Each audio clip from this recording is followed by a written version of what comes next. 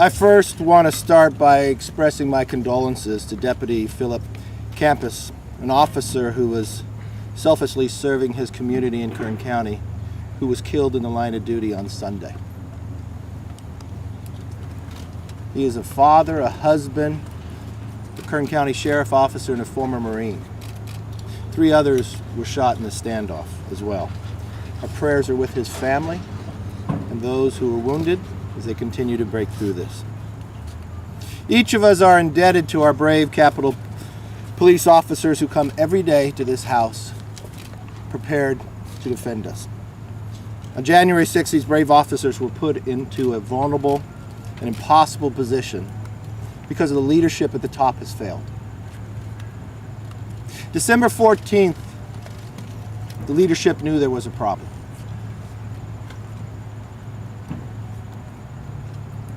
Even prior to that, Inspector General report told us there was failed leadership at the top of the police for the training.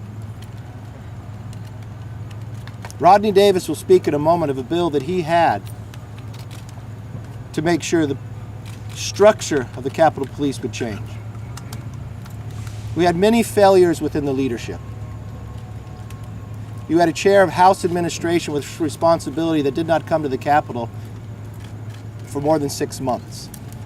First time showing back up on January 3rd to vote for the Speaker. No hearings about the IG report. No movement of Rodney Davis's bill. There's questions into the leadership within the structure of the Speaker's office, where they denied the ability to bring the National Guard here. We now have a committee that all of America wants to know the answers to. Why were we ill prepared for that day, and how can we make sure that it will never happen again? But unfortunately, Speaker Pelosi will only pick on people onto the committee that will ask the questions she wants asked. That becomes a failed committee and a failed report, a sham that no one can believe. If you want the true answers, do not be afraid of the questions that will get asked. And drive the evidence to wherever it comes forward. We owe it to the officers, we owe it to the nation, to have an open and fair debate with all questions being asked. Again, the Republicans want to participate with the Republicans that are able to be on the committee, that have jurisdiction, have the knowledge, and the ability to ask the tough questions that can get the right answers.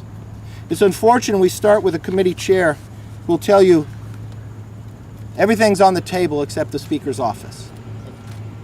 How can you ever get to the bottom of the questions? How can you ever get to the solutions to make sure the Capitol is never put in this position again? From December 14th, they knew. The last time there was a break in the line was during the Kavanaugh hearings. Why weren't changes made then? Why weren't action taken after the IG report? There's a lot of questions that could get asked today to make sure these officers will never be put in this position. January 6th should have never happened. We should have prepared and be prepared for the officers, make sure they had the training and the equipment that they needed. With that, I'd like to call up our whip, Steve Scalise. Thank you, Kevin, and I share those same sentiments. Our prayers go out to so many law enforcement officers who lost their lives in the last year. And every day, we thank those Capitol Police officers who risk their lives to keep us safe and to keep this Capitol hopefully open again to tourists who can come to the Capitol to see their government in action. But what we're here to talk about today is Speaker Pelosi's constant attempt to cover up facts that she doesn't want out there. You know, for weeks now, Jim Jordan and Jim Banks have been raising some very tough questions that need to be answered about why Speaker Pelosi didn't make sure that Capitol Police had all the tools they needed to be prepared for that day.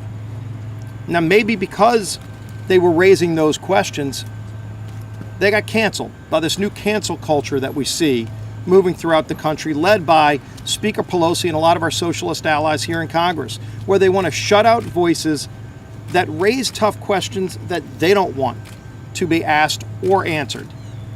And yet, they were starting to raise those questions about why the Capitol Police didn't have the tools they needed. What kind of intelligence did Speaker Pelosi get early off, weeks in advance, as Leader McCarthy talked about, that gave telltale signals that could have prevented what happened on January 6th? But Speaker Pelosi said that she doesn't want those questions asked, so she kicked them off the committee. She took an unprecedented step of refusing to allow members to be appointed by the minority leader to a select committee. Had never before happened in the history of Congress. And so as we see these kind of actions taken by Speaker Pelosi to cover up the facts that she doesn't want out there, it has completely debased the legitimacy of this commission, because clearly they're not searching for the truth. They're searching to get a narrative out that Speaker Pelosi has already written. And anybody that's going to ask questions that go against that, she just has them removed so that they can't bring those questions up. That's not an investigative panel. People know that. We've seen other bodies. The Senate's done some investigative work. The Department of Justice has done some investigative work. And it should be about following the facts, not about trying to cover up facts that tell a story differently than the one she maybe has already had written, and she just wants to now get others to back it up. So it's unfortunate that she's done it, because clearly it can't be about people who voted against certifying electors, because she appointed members herself who voted against certifying electors on January 6th, against them on January 6th of 2005, some of her own members who objected on January 6th of 2017. So clearly that's not what it's about. It's probably more about some of the tough questions that were already being raised by Jim Jordan and Jim Banks. And that's a shame, because those questions need to be asked and answered as well. And now they're not, because of the cover-up that Speaker Pelosi's continued to do. We see this with COVID. She won't hold a hearing on the origins of COVID. Too often we've seen this pattern by Speaker Pelosi of trying to cover up a narrative that she doesn't want out there, when we should be trying to get all of the facts. Now to come up next is our conference chair, Elise Stefanik. There is a reason that Nancy Pelosi is the most disliked elected official in America. She always puts her own partisan politics over what's best for the American people. She's an authoritarian who has broken the people's house. She is a lame duck speaker, and everyone knows it. The reason why Nancy Pelosi is refusing to seat accomplished and well-respected hardworking Republicans like Jim Jordan and Jim Banks is because she doesn't want the American people to know the truth or learn the facts. She doesn't want a fair or bipartisan investigation. She wants a political one. It is a fact that in December of 2020, Nancy Pelosi was made aware of potential security threats to the Capitol, and she failed to act. It is a fact that the U.S. Capitol Police raised concerns, and rather than providing them with the support and resources they needed and they deserved, she prioritized her partisan political optics over their safety. The American people deserve to know the truth that Nancy Pelosi bears responsibility as Speaker of the House for the tragedy that occurred on January 6th. And it was only after Republicans started asking these important questions that she refused to seat them. House Republicans will continue to follow the truth and the facts and support our law enforcement officers to make sure this never happens again in the U.S. Capitol, the People's House. And I'm proud to turn it over to my colleague, very well-respected member, Jim Banks. Today we will hear tragic stories by Capitol Police officers, tragic events that should have never happened at this Capitol building on January 6th. Tragic events that happened on Speaker Nancy Pelosi's watch. It's clear at this point that Nancy Pelosi has cherry-picked the members to serve on this committee. She's pre-written a narrative. Only members who will stick to her talking points are allowed to serve on this committee.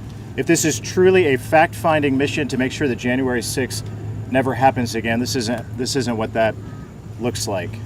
Today, I want to repeat a call that I made last week to the chairman of this committee to bring before this committee today on this panel the head of the Capitol Police Union, who told many of us last week and has said publicly and privately that on January 6th, the rank and file members of the Capitol Police Department, the heroes that make up the men and women, the heroes that make up the Capitol Police Department, they were not prepared for what happened on January 6th in spite of intelligence reports that date back 3 weeks before that day.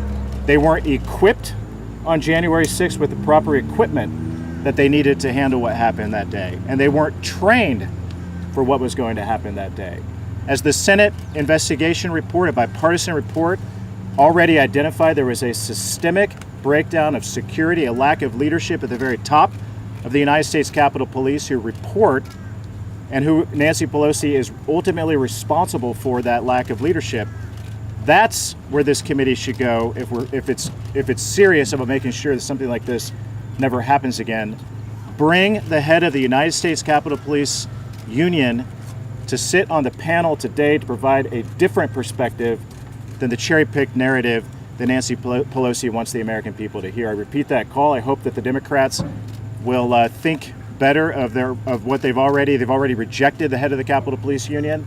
I hope they think better of it. Bring him before the panel today. Give him a chance to testify before the American people. Thank you. I'll defer to Representative Jordan. Why don't the Democrats want to get to the truth? Why don't they want to answer the fundamental question, which is why wasn't there a better security posture on that day? Let me just read from a news account from February of this year. Pelosi's office had previously impressed upon the Sergeant of Arms, Paul Irving, that the National Guard was to remain off Capitol grounds. Irving told House administration the discussion centered around the, quote, optics. Why were the Democrats so concerned about the optics? Why were they so concerned about how it would look? Because what happened last summer? It's all driven by what happened last summer, where Democrats normalized anarchy, normalized political violence, raised bail money for the very rioters and looters who destroyed small businesses, attacked innocent civilians, and maybe most importantly, attacked police officers. When you spend a year talking about defunding the police and actually defund the police, it's kind of hard to have more police here on January 6th like they should have done. That's the fundamental question. That's why this thing has turned into such a political charade. The police officers who will testify today, and frankly all Capitol Hill police officers, deserve to have more help that day. But the Democrats couldn't do it because of the political position they had taken all throughout last year. That's the fundamental question that won't be answered. That's why Republicans aren't serving on this committee. And now I want to yield to the ranking member of the House Administration, Mr. Davis. When Leader McCarthy asked me to be ranking member on the House Administration Committee in the last Congress, he told me to fix things around this Capitol, which is why, as he mentioned, we introduced the Capitol Police Advancement Act during the last Congress that would have increased transparency and accountability through semi-annual reports and addressing many of the issues that have been brought up for years in IG reports, GAO studies, and other different forms of communication with Congress. The Democrats chose not to advance our legislation to help our officers. And it's with great disappointment today that I don't get to question my friend Harry Dunn. And I don't get to talk to him about what he and heroes like David Bailey and Crystal Griner, officers that saved the lives of Steve and all of us on a baseball field a few years ago. We don't get to ask the questions that will lead to why there was not a better security posture here on the Capitol complex. Harry is a friend. Harry and I hugged each other when we saw each other in the Capitol after what happened on January 6th. Harry has been to my office to talk about these issues. He knows that all of us here want to address the institutional problems with the structure that is set up to fail. The structure here in the United States Capitol is that the chief of police cannot make a final security decision without going to political appointees that make up the Capitol Police Board, his or her bosses. They can't get the security posture where they think it is up to par before they have to go to political appointees. We tried to fix this over the last few years, and the Democrats have stopped us every single step of the way. Now, if Speaker Pelosi thought that by vetoing Ranking Member Banks and Ranking Member Jordan from this committee that she would avoid the tough questions, well, she doesn't know the rest of us that well. And frankly, some of the questions that I think need to be asked of the Speaker, and I hope all of you that are in front of us today asked these questions. On January 6th at 1:43, Speaker Pelosi was passed a note while in the Speaker's chair on the House floor, requesting permission to seek support from the National Guard from then Sergeant-at-Arms Paul Irving, who was appointed by the Speaker and then subsequently fired that day by the Speaker. This is an account that has been confirmed by the Speaker's office. Why was the Speaker's permission even needed? By this time, pipe bombs had already been found outside the RNC and the DNC, and rioters had breached the steps. If Sergeant-at-Arms Irving felt he needed the Speaker's approval then, what were the instructions and conversations he had with the Speaker's office prior to January 6th? Former Capitol Police Chief Steve Sund has testified that Irving was concerned, as many have said, about the optics. And we know that the Speaker's office was calling the shots on all of their actions on January 6th. But we don't have the details leading up to those conversations leading up to the 6th, because under the Speaker's direction, the Sergeant-at-Arms has denied our House administration official request to preserve documents and communications. I will tell you the Capitol Police followed our ask and did provide that information. What are they hiding? What is the Speaker hiding? Unfortunately, I don't believe those questions are going to be asked by this committee. And the Speaker, as we've heard throughout this press conference, is tightly controlling every single question that is coming forth. This is a committee that's supposed to get to the bottom of what happened on January 6th. And as has been noted by my colleagues, the chair of this committee has left all of the questions that I just hope you ask the Speaker off the table. Don't let that happen. Now, I'd like to turn this over now to a good friend from North Dakota, Mr. Armstrong. I think it's important to recognize what has happened with this committee, how we're moving forward, and why it's so important. Taking Jim Banks and Jim Jordan off of this committee isn't just removing two members of the Republican conference. Jim Banks represents the largest caucus in the Republican conference. Jim Jordan is the ranking member on the Judiciary Committee. They represent millions of constituents across this country who feel like their voice has now been silenced. And so when we talk about making sure we know what happens and why it will never happen again, we also have to remember for the last 6 months, people haven't been able to come here because of it. For much of that time, we had National Guard soldiers on the ground. These grounds were protected by fencing and razor wire. This is more important than what we're doing here and what we're doing. We have to make sure that never happens again. We have to protect the people who work here. We have to protect the press who covers this place. We have to protect our law enforcement. We have to protect our staff. And we have to do it in a way where the American people still have access to the people's house. And you simply cannot do that with a partisan hearing by silencing the voices of millions of American voters. And that's exactly what happened. And that's why we're so angry, frustrated, and upset right now. And with that, I'd like to turn it over to Sheriff Nels. Thank you.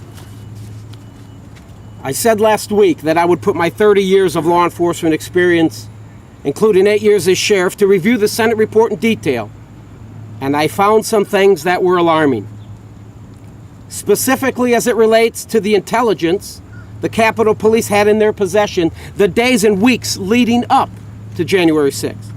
Intelligence that said there was a strong likelihood of violence, that violent extremist groups were sharing detailed maps of the Capitol tunnels and encouraging supporters to bring weapons to the Capitol. Capitol Police leadership had this intelligence in their possession and somehow were caught completely off guard. The Senate report highlights the intelligence failures, but doesn't speak specifically to who in the Capitol Police knew what and when. And we must answer those questions. In addition to the intelligence failures, the Senate report highlights the clear delay of the National Guard in assisting the Capitol Police. I was alarmed to find that the Capitol Police Chief, the Chief of Police, doesn't have the authority to request National Guard support without approval of the Capitol Police Board. And the Capitol Police Board is made up of the House Sergeant at Arms and Senate Sergeant at Arms. Before the National Guard can be called, they both must agree. The House Sergeant at Arms answers to Nancy Pelosi, and it's been suggested the day of January 6th, he was waiting for Speaker Pelosi's approval before calling in the National Guard. It's interesting because the Sergeant at Arms, Paul Irving, has been uncooperative with the committees. He won't share phone records. He won't turn over emails. What is he hiding? What is Speaker Pelosi hiding? Speaker Pelosi went the extra mile to hide the truth by taking the historic steps of rejecting two of the minority leaders' select committee picks, destroying any chance for bipartisanship. This committee is completely partisan from top to bottom. Every member was chosen by Speaker Pelosi. And why? Because Speaker Pelosi wants her narrative and her outcome to prevail, and not the truth. The only so-called Republicans on the committee are on the committee to grandstand and attack the former president because of their own personal vendettas. Those Pelosi Republicans aren't interested in the truth. They're interested in getting even. Today, Leader McCarthy, Whip Scalise, and all of us up here, however, we're interested in the truth. We're going to continue seeking it and following the evidence no matter where it leads, because we owe it to the American people to ensure this never, ever happens again. Thank you. Thank you, Sheriff. As you see on the committee today, they don't have any law enforcement. We asked for 5 members, just as every time in every Congress, to represent, to ask the questions.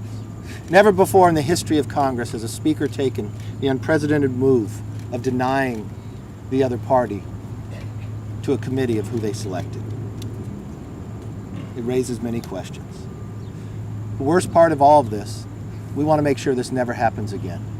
January 6th should have never happened. The Capitol Police should not have been put in this position. They should have been able to have the resources, the training, the equipment. They shouldn't be locked in a bus away. We should not have a sergeant of arms that waits to ask for a political answer when it comes for the need of reinforcements, especially when you knew for weeks in advance.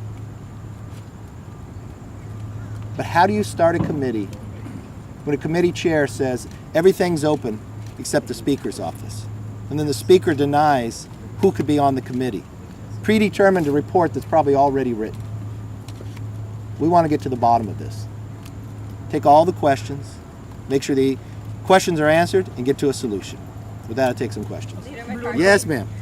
So you all in different iterations said that the speaker's trying to cover up what happened on January 6th, but she didn't say the election was stolen. She didn't call her supporters here to the Capitol.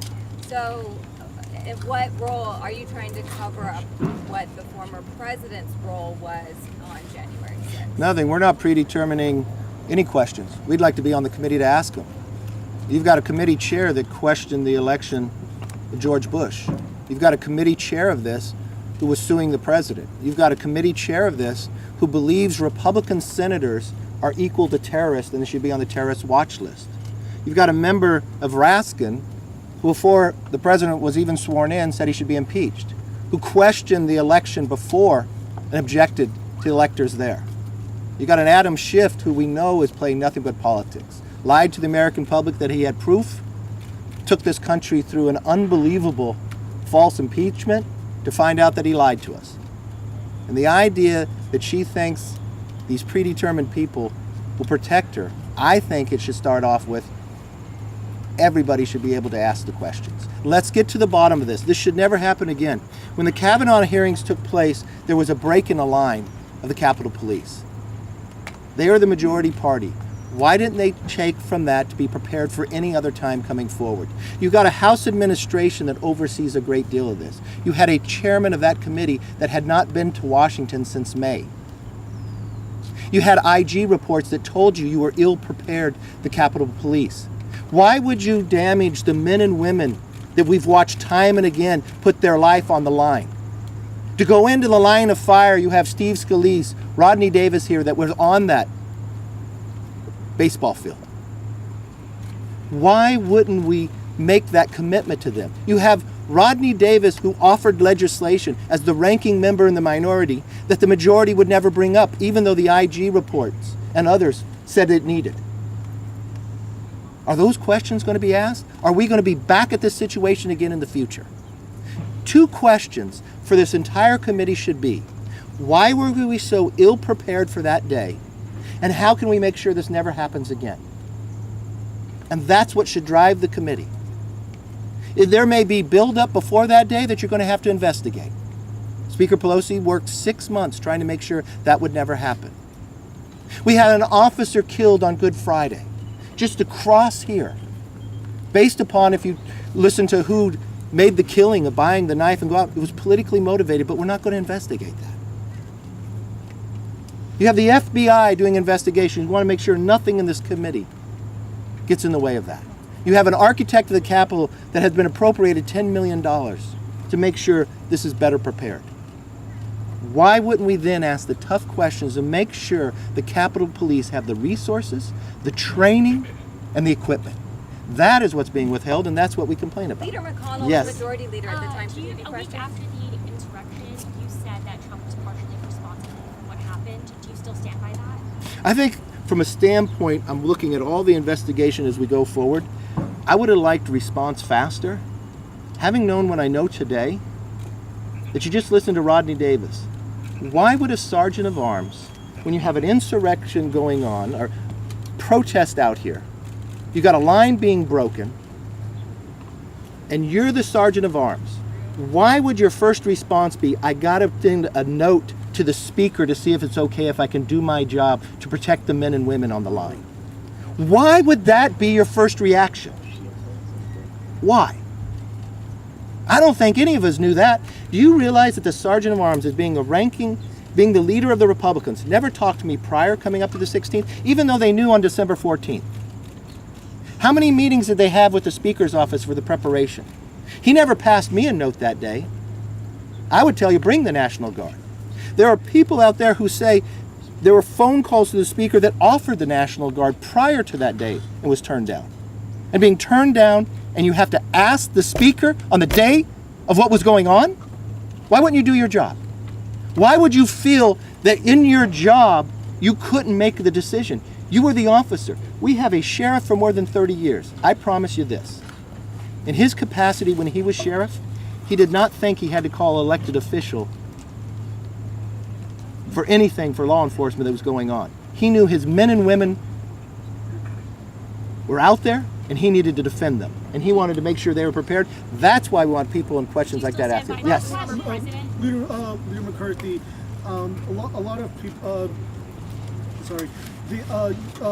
Representative Armstrong said that by not allowing Jim Banks or Jim Jordan on the committee, they're silencing millions of Americans. But aren't by pulling all of your members from the committee, aren't you silencing and preventing those real legitimate questions from being asked? And No. even if you think that the Democrats are being honest from counteracting some of those things. No. that day. What you want is, the one thing we have in our government, you don't get 100% of what you want.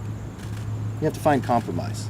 This is the only situation in the history of a select committee by a speaker to try to predetermine what could be asked and what the results could take place. She has fought this for 6 months. At the same time of those 6 months, 2 committees in the Senate, bipartisan, has done an investigation.